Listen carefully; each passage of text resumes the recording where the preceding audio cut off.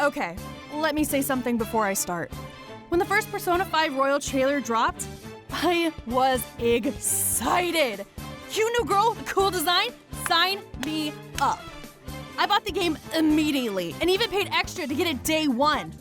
I almost never do this. I waited so long in anticipation. You see, I didn't own Persona 5. I had borrowed it from a friend and desperately wanted to play it again. The second that I got that little on my phone, I dashed to the door and started up the game. That's the stuff. Fair warning, I am still within the vanilla part of the story. I'm actually about to enter the Diet Building's palace. So if you haven't gotten to this point, we are now in the salty sea of spoilers. Though honestly, if this is spoilers for you, what are you doing? I want to like Kasumi. I really do. However, given what I have so far, I don't. I've told some of my friends about this, and I've been told time and time again to just wait for the third semester. The new story stuff towards the end. Now, I fully believe them. I'm sure her story clears up completely, and all will be right with the world. But in my opinion, it's a little late for that. Hear me out. Kasumi, from the first time that she's appeared on screen, has gotten special treatment. Think about it. When's the first time we see her? She swoops in and saves Main Character Kun's life like a badass out of hell. Her dialogue is pointed but vague, implying that you and her have had an emotional journey together, equivalent to having a rank 10 confidant. I was a little shaky on her entrance, but I was ready to see how she earned her spot onto the team. Yeah, earned it. Fast forward and we do our storyline with her. She is also a transfer student who is pretty and skinny and talented, and naturally people start talking. That's a solid start. But then as we meet her more and more, I kept finding myself wanting more. She's nice to talk to and has the beginnings of an interesting story. She's scared of failure and feels the pressure to succeed, not only from herself, but from her peers. Except, unlike all the other members of the team, we don't focus on that. No, instead, we spend one of her ranking moments finding glasses for her father. Does this add to the story? But Miss Astrophy, I hear you say, you goof around with Ryuji, going to the gym and the bathhouse. Yeah, no, I hear you. But Ryuji has 10 ranks to his story. We had time to mess around. One event in 10 feels a lot less than one event in 5. I am convinced that the writers and developers of this game wanted so badly for us to love her as quickly as possible. Heck, they might have even expected it.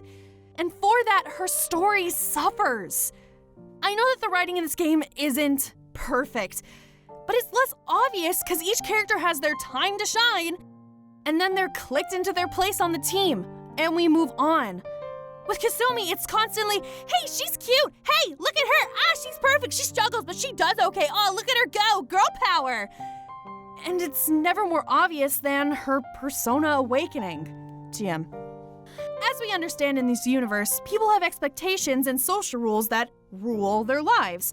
They are expected to follow said rules, even if it means suffering injustice, all for the sake of keeping the social structure intact. Each character has their own unique situation that they decide to break free from. They each have this pinnacle moment, break down and say, no, this is not how my life's going to be. And they change their own fate. I'm sorry, but Kasumi didn't get that. Let's look what happens. She's told to do good in gymnastics. She tells us that she's been training and has been doing relatively well. Then she goes to a competition off screen and gets 3rd place. 3rd place is good! But then she's told that that isn't good enough. She has to get 1st place if she wants to keep her honor student status. Something that she has stated that she doesn't like very much, just because it alienates her from her peers and gives her special treatment. So, why do we care that she might lose it? She then goes into a palace and she goes, oh yeah? You expect me to do well for you? Well, I'm gonna do well for me. Which is a nice message. It's just a shame that it's completely lost on me since we didn't see her struggle leading up to it.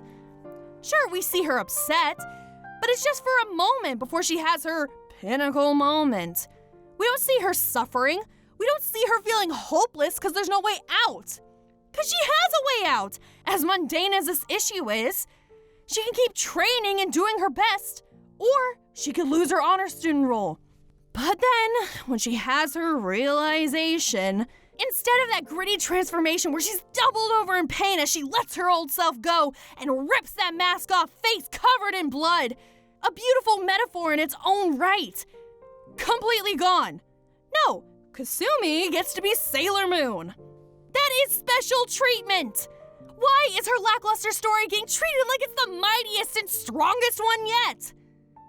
No. Atlas, I'm not buying it. I don't mean to make this a rant about how your waifu sucks. Cause like I said, I love the idea of Kasumi. I just wish her execution was done better, and that she wasn't given such special treatment. Maybe it'll be explained later and it'll make sense, but I shouldn't have to wait so long to find out why she is being treated like this. Also, having a messed up phone is not a personality trait. Women are more than what they carry around in their purse. Okay, rant over, bye. Also, because of Lucas, fuck Kasumi. All the homies hate Kasumi.